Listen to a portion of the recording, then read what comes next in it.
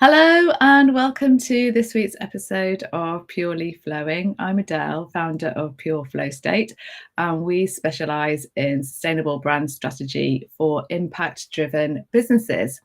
Now, the name Pure Flow State comes from the concept of flow state, which was coined by an Hungarian American psychologist named Mihaly Csikszentmihalyi to describe a state of pure bliss where whatever it is that you're doing absorbs all your thoughts. You don't notice what's going on around you, and everything just feels aligned. And you could do whatever it is that you're doing forever. And wouldn't that be spectacular if you could do that in your business as well? So we work with brands to help them find that alignment and make an impact where it matters to them and where it matters to their customers as well. So it's all about making those connections.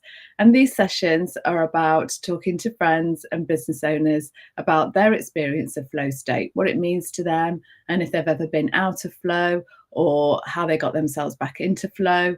And it's about sharing stories to inspire and hopefully bring a little bit of flow to everybody's Friday afternoon. So my guest this week is Eleanor Rastall, and she is a choir and workshop leader, and she's going to share her experience of flow with us today, all around music and singing. So welcome, Eleanor. I'm so happy to have you today.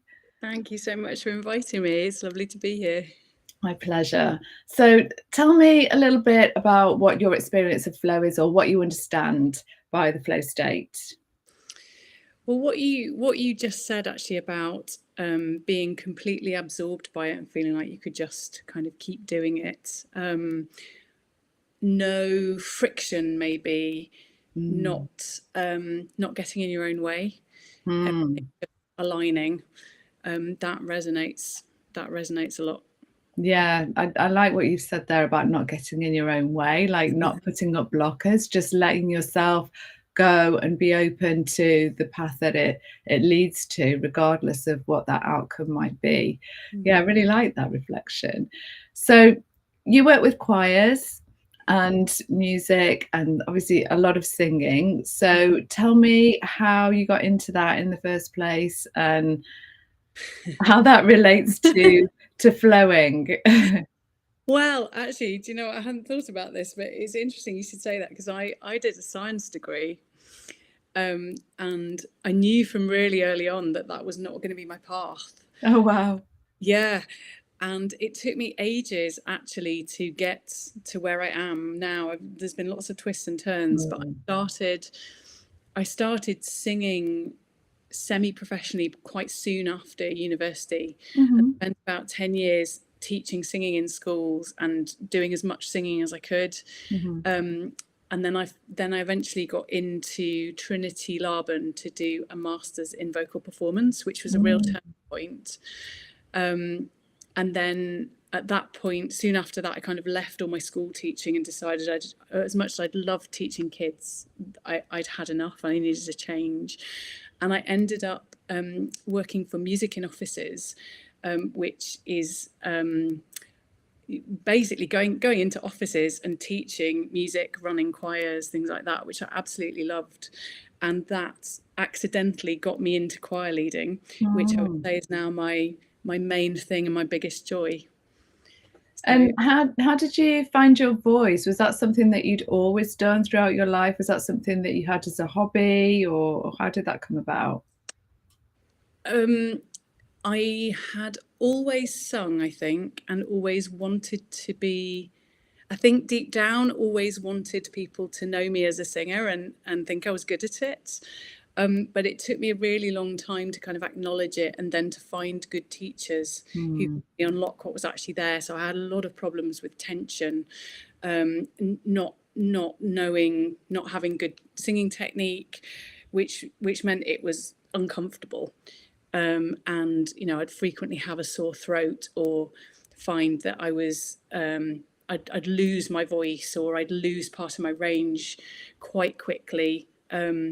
I had a the kind of voice that really cuts through and actually could be quite painful, because there was so much pressure, because I didn't know how to do it well, and how to use my airflow. Since we're talking about flow, didn't know how to use my airflow well to really power my voice. So it's been a massive journey over decades to learn to actually do it better. And actually, from the point of view of flow, I think what is maybe ironic but also kind of makes sense is that I've ended up teaching the thing that I found so hard myself. Yeah, that often happens, doesn't it? Yeah. And I know with, what tends to happen when we're out of flow is perhaps we might lose our voice, and not want to speak up or not want to use our voice in a way that draws attention to ourselves as well. So, we become quiet, don't we, when, things aren't going very well. We kind of withdraw. So using your voice is perhaps a way to work through that in itself.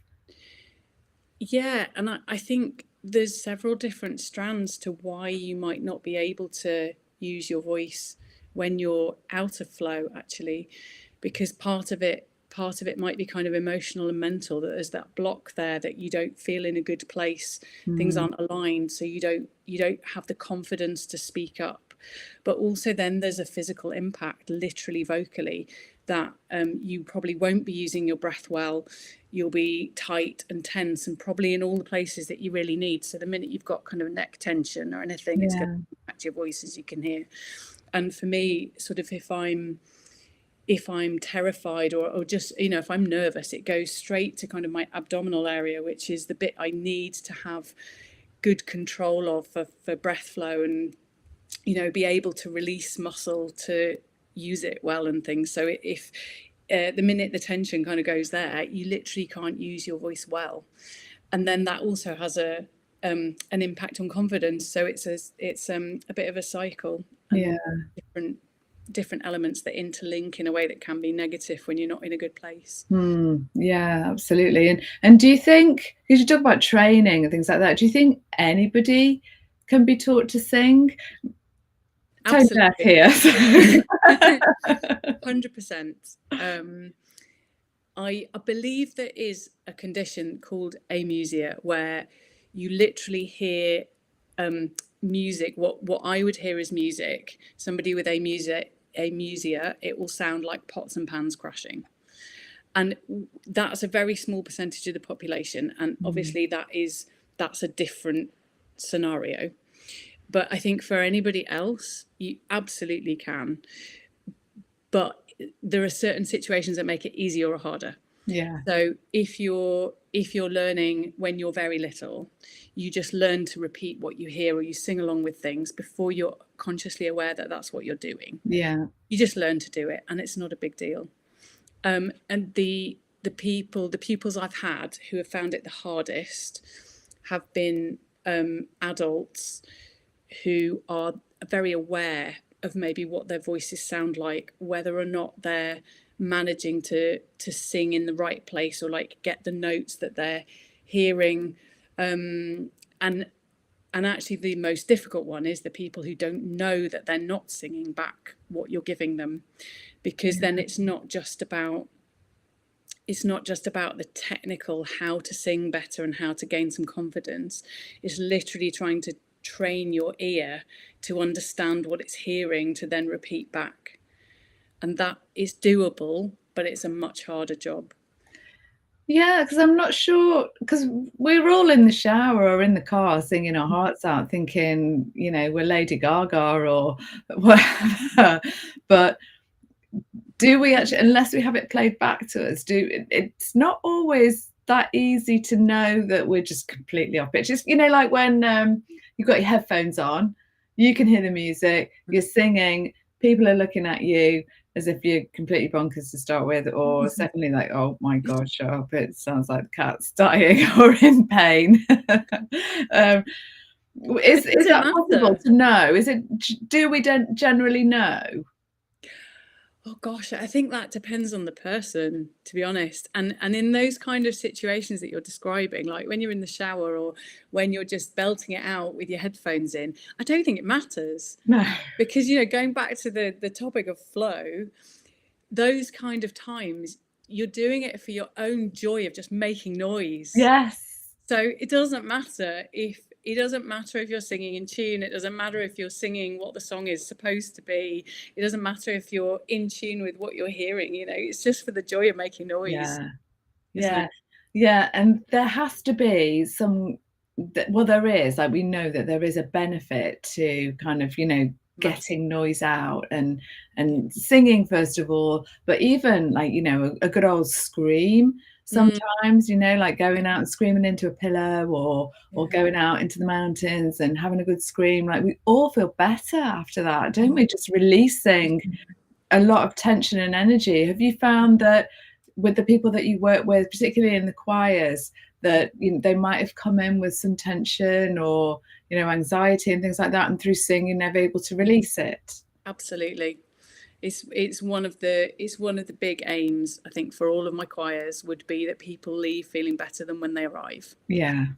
And particularly anybody who's having a bad day or is just feeling not in a great place, Mm. and I think the well-being effects of singing are pretty well documented now, but and we also know that singing in a choir, so singing in a group, not necessarily a choir, but singing in a group, Mm. it amplifies all the benefits of just singing in general. And Mm. there's all sorts of quite interesting things, like people's heart rates sinking in a choir. Oh, really? Yeah. Yeah. So there's sort of community and engagement beyond what we can see, which is, Yeah. I yeah. mean, the joy of that is, I suppose, obviously in person it is ideal, but could there be an environment where you could do it online as well? I guess it. I mean, we have done, Yeah. like all of my choirs went online during the pandemic, Yeah. and some of them are still are, or a hybrid. And it's different. Mm. It's definitely different, but for situations where it's not possible to be in the room together for whatever reason. So I have an NHS trust choir where the trust is so widespread that there isn't a location that would work to allow everybody to be there. Mm. And it's difficult with people's shifts and everything. So actually online means that people can join from anywhere, and actually Yeah. some of them join when they're at work. They join for 10 minutes, and when they get called or they have to leave, they go. Yeah. And it just allows them to do that. And I think similarly, for inclusivity actually as well, to some extent, it allows people who need to be at home, or who, I don't know, are in a different country, or for whatever reason it's just not possible to be there in person, that it allows that. Mm. Yeah. And I also use it actually for my Palace a cappella choir in Crystal Palace. We are still hybrid, so the Zoom option is there every week, and there is always somebody joining on Zoom, which is great. Yeah. Can't get there, or they join from the office, or they have to be at home for the kids, or they're ill. They choose to join online. Not everybody, but it's a choice. It's there. Mm. And there's always people who choose to join online rather than miss the session. So there's definitely, yeah, it's definitely worth it. Yeah, and I think you can still, because like what you're doing is like you're releasing because you're singing, but you're also creating this communal noise with a lot of people, and you can still get that. Obviously, there's no beating being in a room with people to hear that and experience it, but you can still do that online perfectly well, because it's like those sounds that you're creating. It's very powerful. And actually, I did find during the pandemic, when we were doing everything online, there were some unexpected bonuses from being online, which was things like, kind of opposite ends of the scale. So people who were really anxious about whether they were any good, and what they sounded like, and whether they were going to put other people off. You don't have to worry about that at home because you're muted. So I'm the only person, when I'm running a choir session online, I'm the only person who can be heard. Okay. Most of the time. So sometimes we do exercises where we unmute and we, pass noises around the room or something. Yeah. But when we're singing a song, everybody's muted, and I will either be singing and playing for them to sing along with, or I'll have created a track with all the harmonies and everything that I'll play so they sing along with. So you don't need to worry about what you sound like. You can just have a go. And then for the more experienced singers, or those who just wanted to kind of stretch themselves, they were able to try learning all of the different parts without putting anybody else off by switching. So actually, weirdly, some of my choirs came back stronger after the pandemic, which was a real surprise, but it had had an amazing confidence boost kind of effect. I think for those reasons. So yeah, it was a real surprise. So, and it's interesting what you say about that you can train a voice to kind of like be in tune and sing well. I experience that my voice isn't very loud. It doesn't carry a great deal. Is that something that can be worked on? Because I would be interested in knowing how to do that, because it can be, not that I want to be shouting, like, trust me, like when my kids are getting on my rag, they can hear me. But normally, kind of my voice, it does tend to be quite quiet, and I would love to be able to just kind of project it a bit more. Is that possible to train? Absolutely. And just for clarity, are you talking about your speaking voice as well as your singing voice? Both. Yeah, my speaking voice. Yeah, I don't sing in public, trust me. I mean, the thing is, it's the same mechanism, so working on one would help you with the other potentially. And yes, you definitely can. And it will be, in my experience, there's two strands of things that are always at the root. They're quite broad umbrellas, but there's two things. And one is your breath. So is your breath powering your voice, and is it doing it in the optimal way, using the optimal muscles? And the second thing is how much tension, how much excess tension have you got going on in your body? And can you release some of that? And those two things go together, because the more excess tension you've got, the less your breath is going to be easily flowing and doing, coming from the right place, using the right muscle, or the optimal muscle. And the more you get your breath working well, the more other bits can let go, because they're not needed to try and support the sound. So although that's quite broad umbrellas, but I find everything comes down to those two things in the end. Yeah. And you say that, you studied science, but you haven't gone, but this all sounds quite scientific really to me, because it's, about the breathing. It's like the capacity, isn't it? It's the diaphragm, it's the, using the oxygen around the body to the best of its abilities. And that's a benefit for everything, not just for singing, but, breathing. Probably the amount of people that, of us, like, I include myself in this, who shallow breathing a lot of the time, doesn't always consciously breathe fully. But even posture and everything can change when you are like using your, your full chest to breathe. Yeah. The thing is, everything interlinks, and everything I do in a singing lesson with somebody is going to be transferable into other areas of life in a really beneficial way, because, as you say, it's all about efficient effort and being aware. So the more you are aware of what your postural tensions are, for example, and you undo them, the easier some other things become. So one of my habits is that I would stick my head forward. And the thing is, the minute I do that, and you might be able to hear this, I'm compromising my voice and I'm compromising my breathing. And if I keep this up for very long, I'm going to be tired. My voice is going to be tired, and it's going to have a mental impact as well because of those things.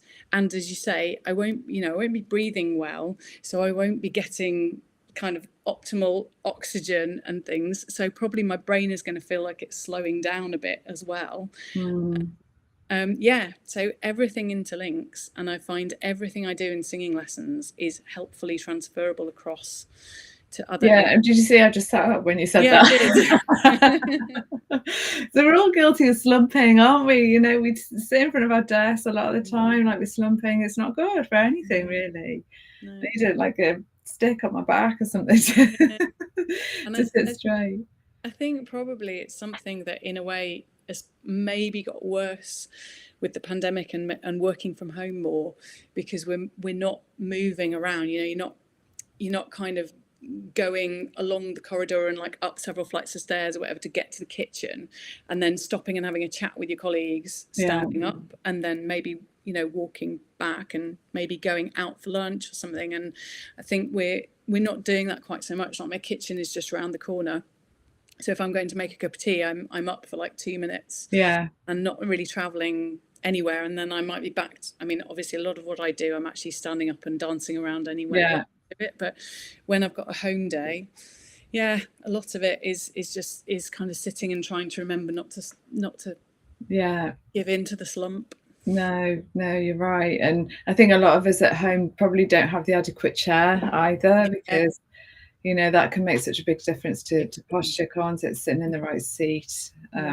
It all counts. I want to talk about the singing with joy. So I think it's quite difficult to separate the two, isn't it? I think like joy and singing, they kind of come together, don't they? Is it, unless you're Leonard Cohen, you can't really sing, be miserable.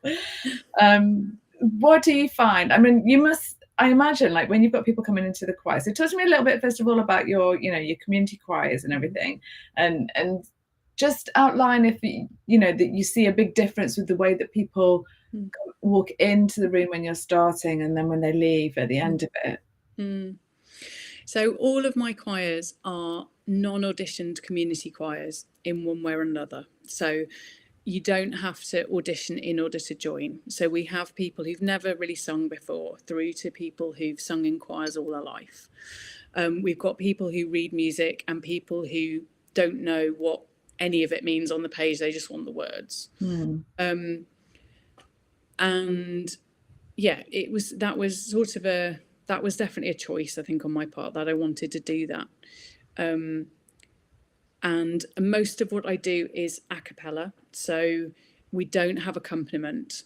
We make all the harmony ourselves with our voices, which is awesome. It's just there's a particular sound when it's just voices. There's a particular sound that just is different from, you know, when you're doing something with a backing track or with even with live instruments. And it means that there's nowhere to hide. Yes, I was about to say that's no hiding. But because of that, I think the confidence that you get from doing it and it coming together is just amazing.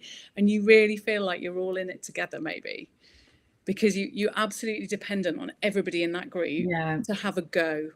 And it's never about, I say strong and wrong quite a lot to people, because one of the biggest dangers is actually holding back singing tentatively because you're not quite confident with the line yet, then you're not quite sure.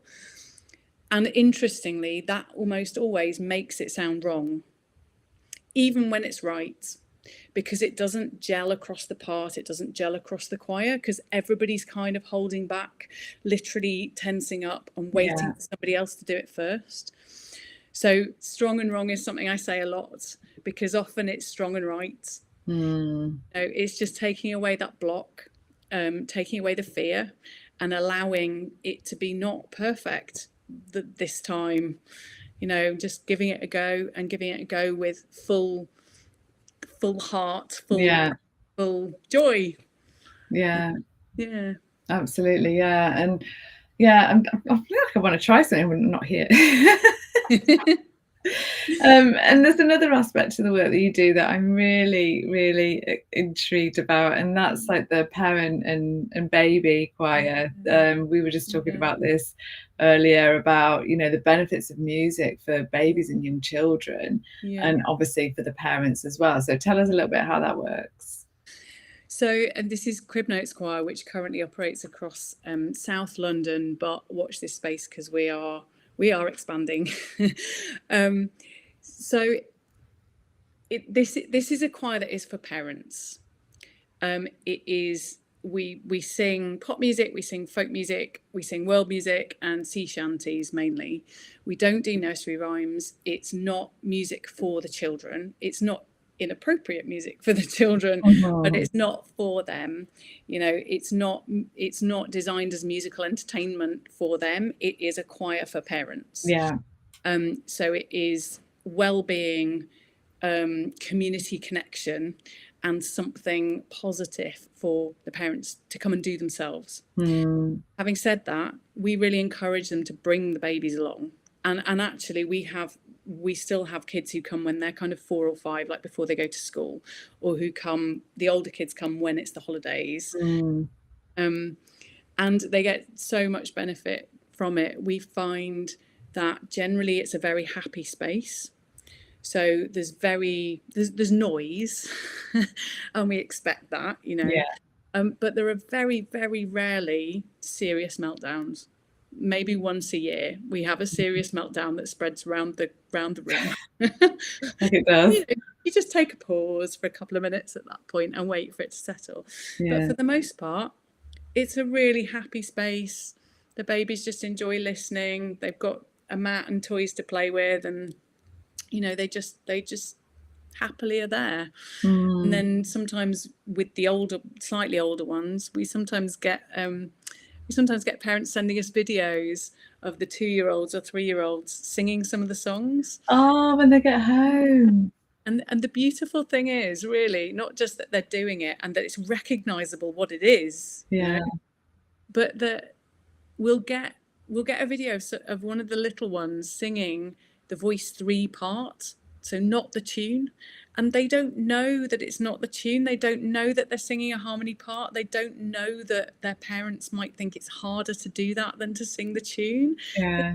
They're just singing the part that their mum's learned or their dad's learned. Yeah, yeah, or that stayed with them for whatever reason. It's kind of stuck in their head, hasn't it? You know, there's so many benefits to that as well, because so many activities when you've got like really, really small children, it just revolves around the children, doesn't it? And you know, and the parents kind of get a little bit forgotten. Especially the mums, I have to say, get a little bit forgotten that they've actually got needs as well, and it's all about, because they're so demanding physically, they're so demanding when they're very, very small.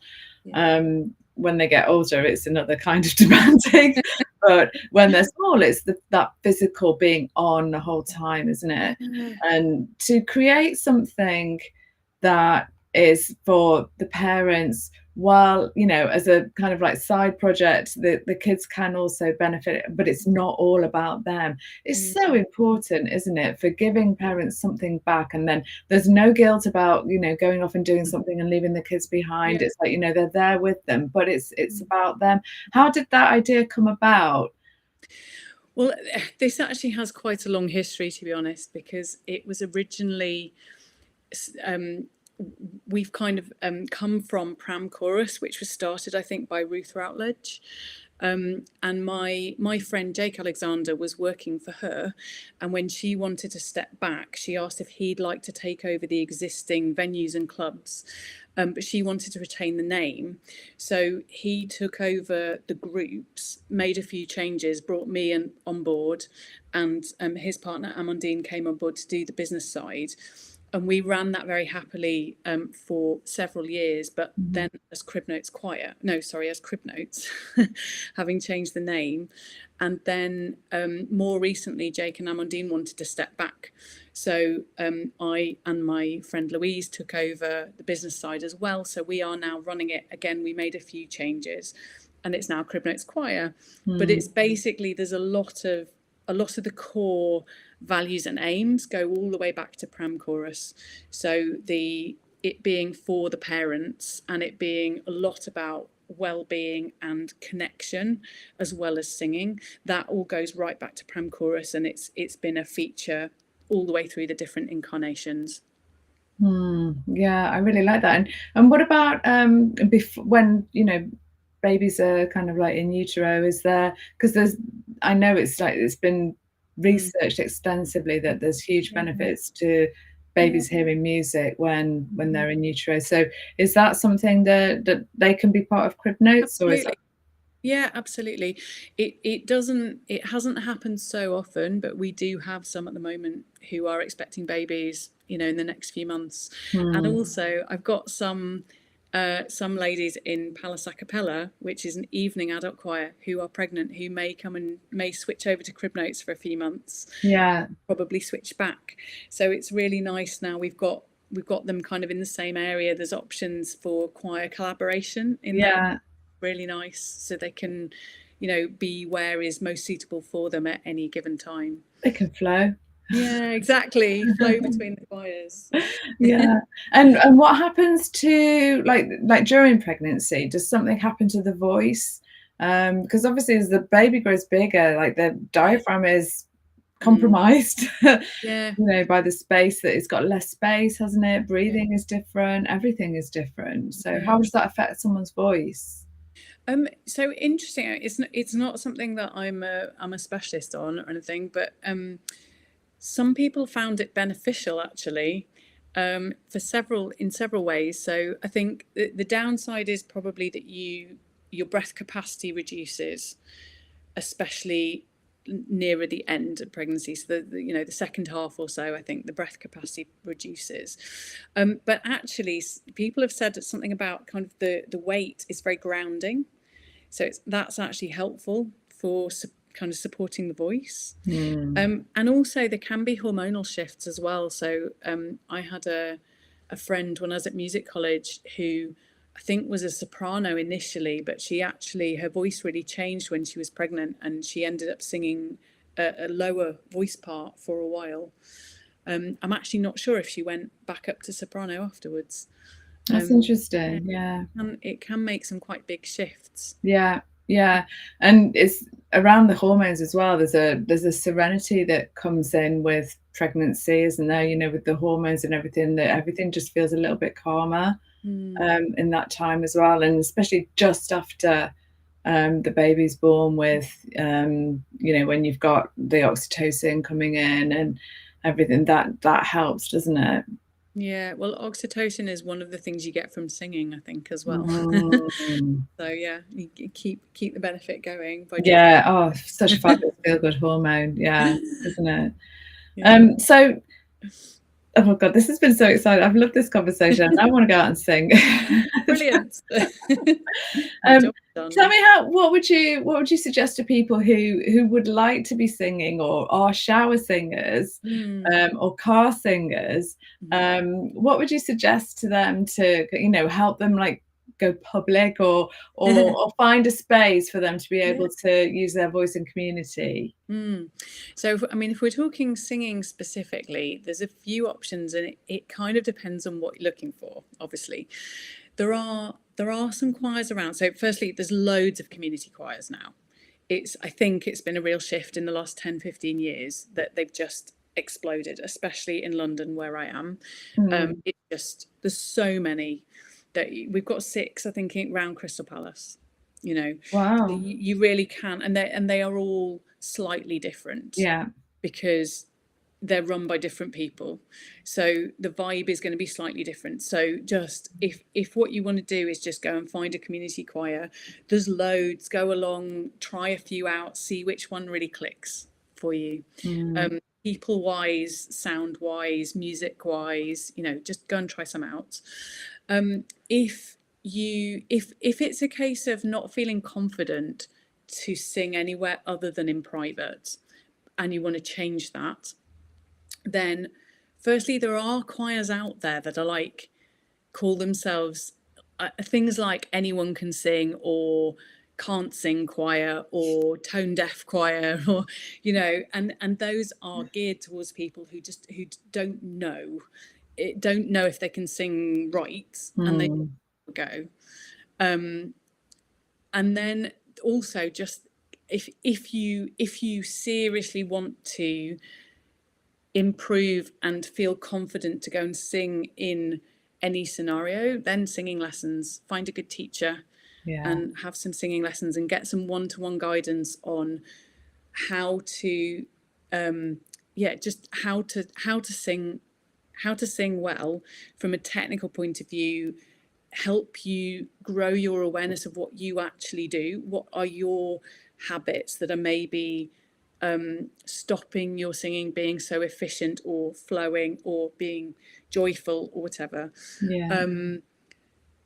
And just a good singing teacher for some one-to-one would really give you some understanding and some confidence, I think. Yeah, understand where you can grow with it. And how you can improve. And going back to our original conversation, where are the areas that you're getting in your own way? Because I mean, most of what I do in singing lessons is actually about removing things that are in the way, far more than adding something. It's so much about taking things away, making it simpler, making it less effort. We could get out of our own way in so many aspects of our lives, couldn't we? And have a better time of it all round.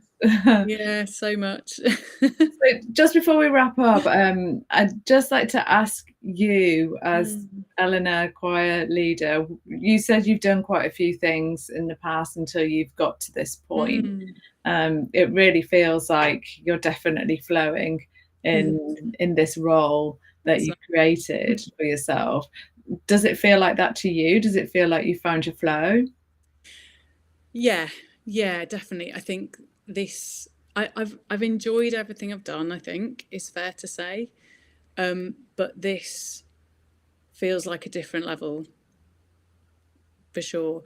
But I think in terms of kind of flow, something I was reflecting on when we were going to do this, I actually feel like most of my life has been learning to find my flow and to get out of my own way a bit and to be less scared of following the flow and going with it. So I think everything I've done in this weird kind of roundabout path that I took has led me to where I am, and I'm really grateful for that, because it's a nice place to be.